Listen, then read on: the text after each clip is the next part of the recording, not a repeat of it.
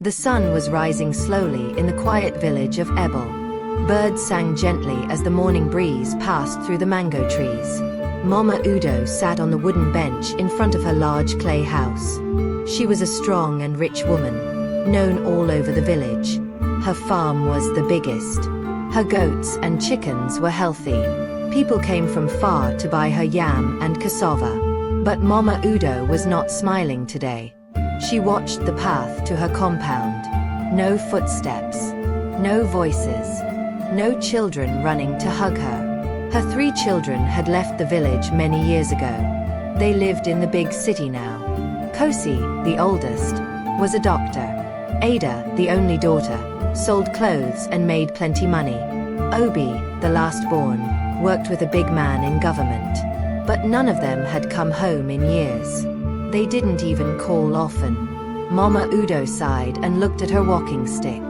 She stood slowly and went inside her house. Her heart was heavy. "Do my children still love me?"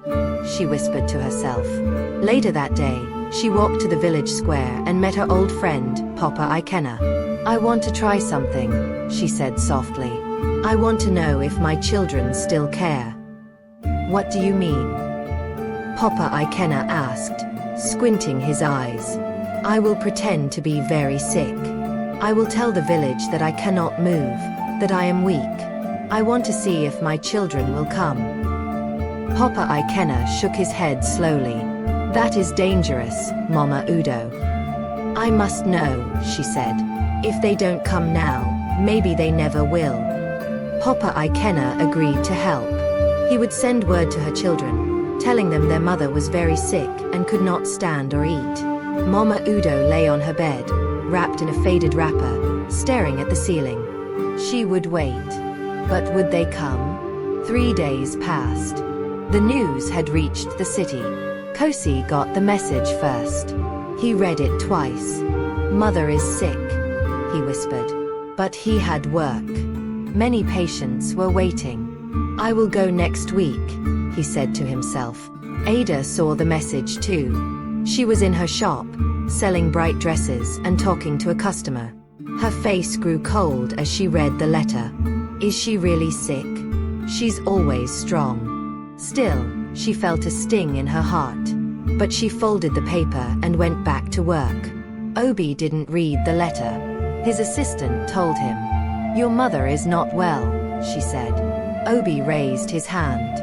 "She always recovers," he said and left the room. Back in the village, Mama Udo waited. The room was quiet. Only the sound of goats outside filled the air. She didn't eat much. She wanted to look weak. But each hour that passed without footsteps on the path made her chest tighten. Children from the village came sometimes to check on her. They brought mangoes and laughed near her door. She smiled at them. They were not her children, but their joy gave her some hope. By the 7th day, Papa Ikena sat beside her bed. "Still no one?" he asked. She shook her head slowly. Her eyes were wet. "Maybe they are too busy." Just then, they heard something. Footsteps. Fast ones.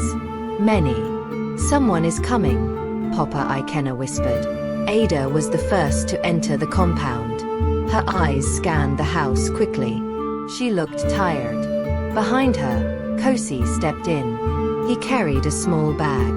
Obi came last, holding his phone, still making a call. They all stopped at the door. The sight of their mother lying still on her mat made their hearts pound. "Mama!" Ada cried, rushing to her. "I came as fast as I could," Kosi said. "We had to finish surgery before I left." Obi knelt beside the mat. "Mama, can you hear me?" Mama Udo opened her eyes slowly. She blinked, then looked at their faces. Her children.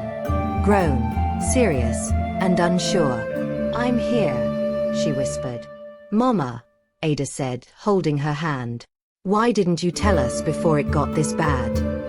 "I thought, maybe you didn't care anymore," Mama Udo said with tears in her eyes. Kosi shook his head. "Mama, I care. But I thought you were always strong. I needed to know," she whispered. They sat with her all night. Obi didn't look at his phone. Ada helped cook. Kosi stayed by her side. In the morning, they promised to never stay away so long again. But Mama Udo had a secret smile inside. Her plan had worked. But was it right? The next day, Mama Udo sat outside under the mango tree. She wore a clean wrapper and had a bowl of hot yam in front of her. Ada was sweeping the compound. Kosi was preparing herbs for her leg. Obi was fixing the roof. The villagers passed and smiled. "Ah, your children came," one old woman said. "Yes," Mama Udo answered softly. They remembered. But inside, she was not at peace. She kept wondering, if she hadn't faked sickness, would they ever have come? Later that evening, she called them close. "Children, I have something to say." They all came and sat beside her. "I was not truly sick," she said. "I made it up. I needed to know if you still loved me."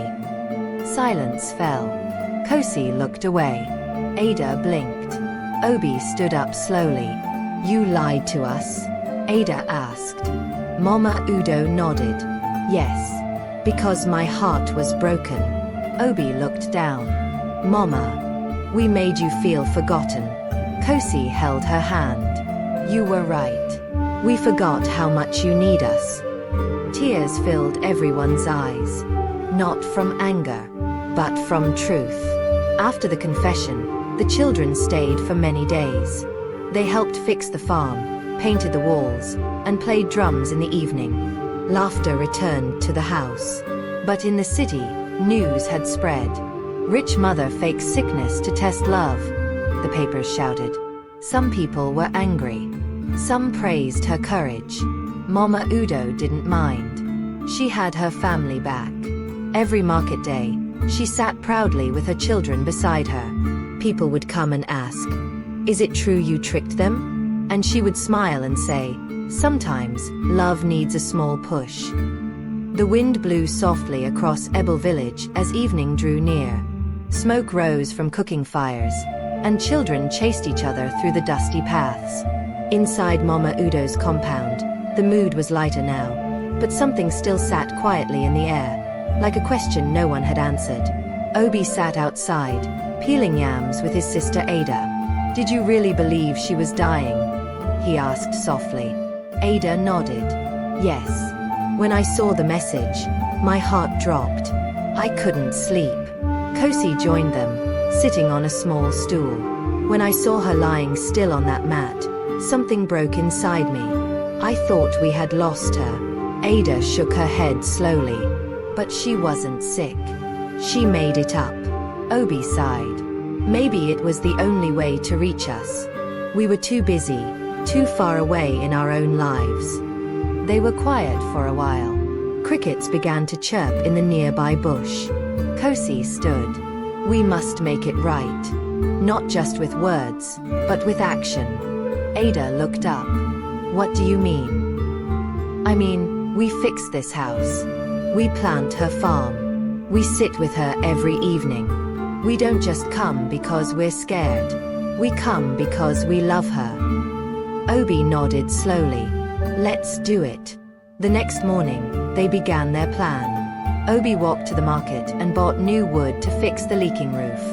Kosi swept the compound, cleared the weeds, and arranged Mama Udo's herbs on a clean table.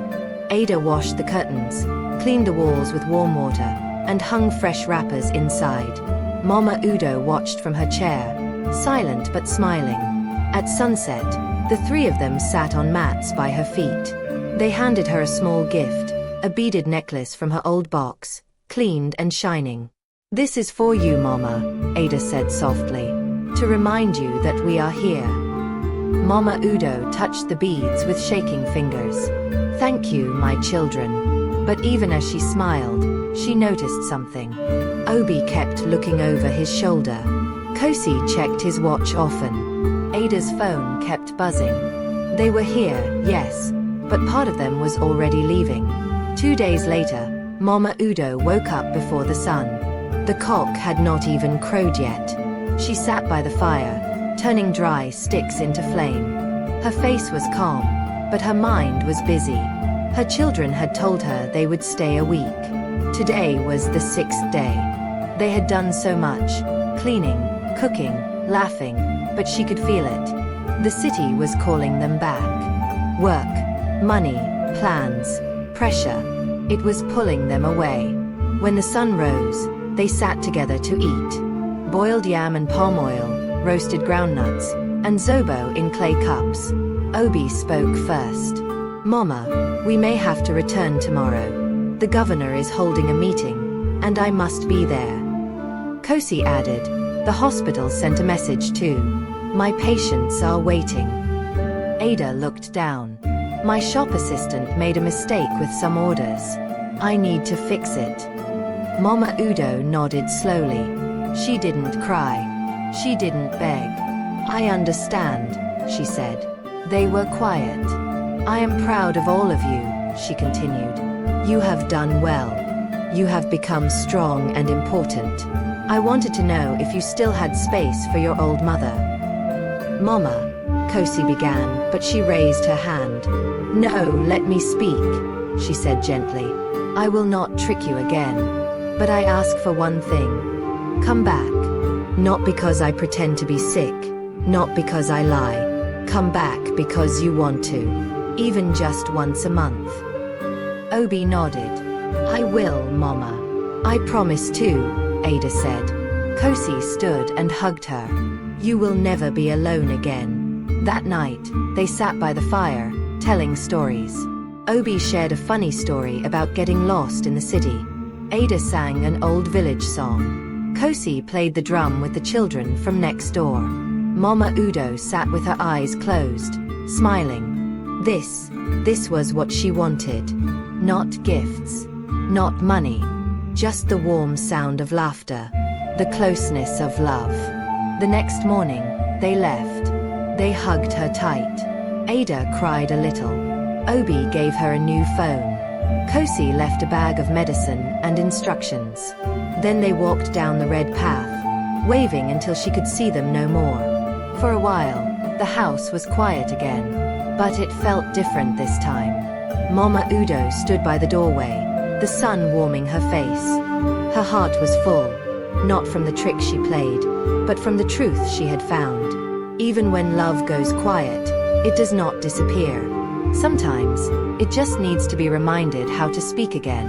She wasn't sad. In fact, her heart felt stronger. The house no longer echoed with emptiness. The walls still held the sound of her children's voices. She could feel their footsteps in the soil. Their hugs still wrapped around her shoulders like a shawl. Sometimes, she would touch the necklace Ada gave her and whisper, "They will come again." But then something strange began to happen. People from other villages came to visit her. First, it was a young woman from a Mara village. She sat quietly on the floor and said, "My mother lives far. I saw the story of what you did. I wanted to say thank you. You made me remember how much she matters." Another day, a man with a grey beard walked all the way from Kara. "Mama Udo," he said, "your story changed me. I sent money to my father, but I never visited. After hearing what you did, I'm going home this weekend." Even school children came, giggling and shy, handing her mangoes and roasted corn. "You're the wise mama from the story," they would say. The whole village had started calling her Nne Obioma, Mother of Good Heart. Mama Udo never expected this. She had only wanted to know if her children still loved her. But now, her quiet test had become a mirror for others, a reminder of what matters. A wake-up call to love the people who raised us before it's too late. Papa Ikena visited her one afternoon with a small gift of palm wine. "You've become famous," he said with a laugh. "Even the radio talked about you this morning." Mama Udo chuckled. "All I did was lie down and pretend to be weak." "Sometimes," Papa Ikena said, "truth can only be heard through a whisper, not a shout." They sat under the mango tree together, watching the sky turn orange as the sun began to set. A cool wind blew through the leaves, carrying the scent of roasted maize and fresh earth. Mama Udo turned her face toward the breeze. Do you think they'll really come back? Papa Ikena smiled. They will. You planted a seed. Now it's growing. 3 weeks later, a big surprise arrived at her compound. A car rolled in, dust flying behind it, and out came Kosi, Ada, and Obi. Again. But they didn't come alone. Behind them were people carrying baskets. Colorful ones filled with books, soap, slippers, and bags of rice. Obi stepped forward, smiling. Mama, we didn't just come to visit. We came to build. Kosi added, we're starting something new. A small center for elders in Ebele. A place where no mother or father will feel forgotten. Ada nodded. We'll call it Udo House. Named after you. Mama Udo gasped. For me. Yes, Mama, they said together. The next few days were like a festival. Boys dug the ground. Women cooked jollof rice and pounded yam. Girls painted the walls with white clay and flower patterns. The villagers sang. They danced. They called her name again and again. Nne Obioma. Nne Obioma. When the center was complete, it had 3 clean rooms, a small kitchen, and a wide bench under the mango tree. It wasn't big, but it was full of warmth. At the opening, Obi spoke. This place is for all the mamas and papas who gave their strength to raise us. Let us not wait until they pretend to be sick to remember them. Ada's voice shook as she read a poem. She sat alone, a pot of love left on the fire. But now we stirred again, with hands that remember. Kosi handed Mama Udo a key. You opened our hearts. Now this door will open for many. Tears ran down Mama Udo's cheeks. But they were not sad tears. They were tears of full joy. As night fell, she sat at the new center, surrounded by elders, children, music, and the warm light of lanterns. She looked up at the stars. I thought I was forgotten, she whispered. But the stars didn't answer with words. They just kept shining. And Mama Udo knew this was love that didn't need to be tested again. It was real. It had come home. Rain clouds gathered above Ebele the next morning, but the air felt warm and alive. Mama Udo rose before the first rooster crowed. She tied her wrapper, picked up her broom, and swept the compound slowly, her body moving with steady grace. The red earth beneath her feet was soft from the early drizzle.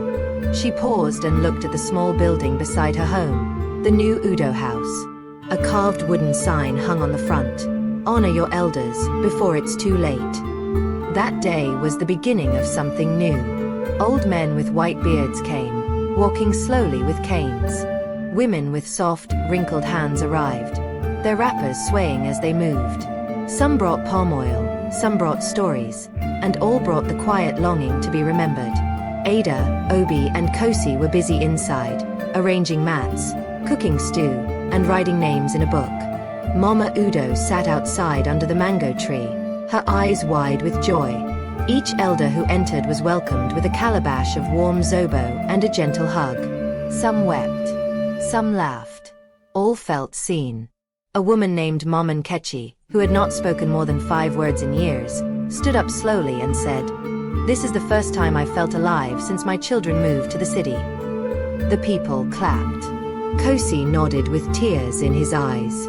Obi set up a small table and brought out radios, slippers, even chewing sticks.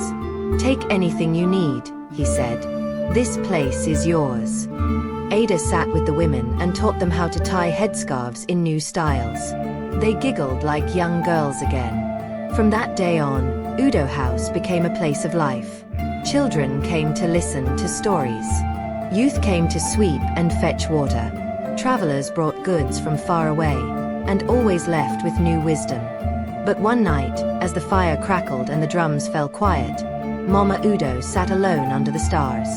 Her heart was full, but there was one thought she couldn't ignore.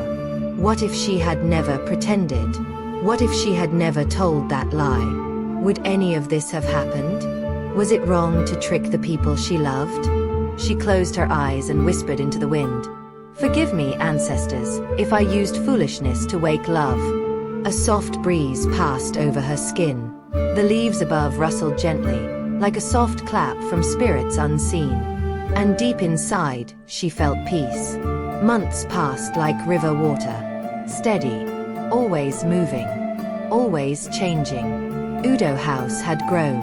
It now had a clay kitchen, a small garden full of herbs, and even a painted mural of Mama Udo surrounded by elders and children. Visitors came from distant towns. Reporters arrived with cameras. One even offered to make a short film about her life. But Mama Udo remained simple. She still sat by her door each morning. She still ate pap from her calabash.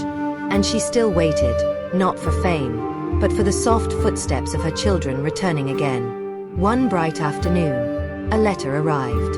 Obi was getting married, to a kind teacher named Amoka who wanted to live part-time in the village and teach children. Ada had opened a second shop and named it NNE Obioma Boutique. Kosi had convinced his hospital to open a small clinic in Ebele. They were not just visiting anymore. They were becoming part of the village again. And on the day Obi brought Amoka home, there was music in the air. Drums, flutes, singing. Women danced in circles. Children painted their faces with white clay and red dust. Mama Udo sat in the center, her wrapper bright, her cheeks glowing. When Obi brought his bride to kneel before her, Mama Udo placed her hands on Amoka's head and said, "Welcome, daughter. This house is yours too." Later that evening, as the stars filled the sky and the scent of jollof rice danced through the wind, Kosi raised a cup and said, "To Mama Udo, whose lie woke us up and gave birth to truth." Everyone laughed, and even Mama Udo chuckled. "Yes," she said, "sometimes a lie told with love can be the seed of something true." Ada leaned close and whispered, "Mama, you are more than our mother. You are the mother of this village." And she was right. For in every elder's smile, in every child's story, in every warm meal served at Udo House, in every footstep that returned to red soil, Mama Udo lived. She had not just tested love. She had planted it, and it bloomed forever. Thank you for listening to another magic dose from Folktale by JJ, where every story holds a secret, a spirit, and a spark of wonder. If you love this story, please don't forget to like, share, and subscribe to keep the fire alive. And remember, in every whisper of the word, there just might be another story waiting to be told. Until next time, stay curious, stay brave, and keep the fire burning. Signing out with love. Bye.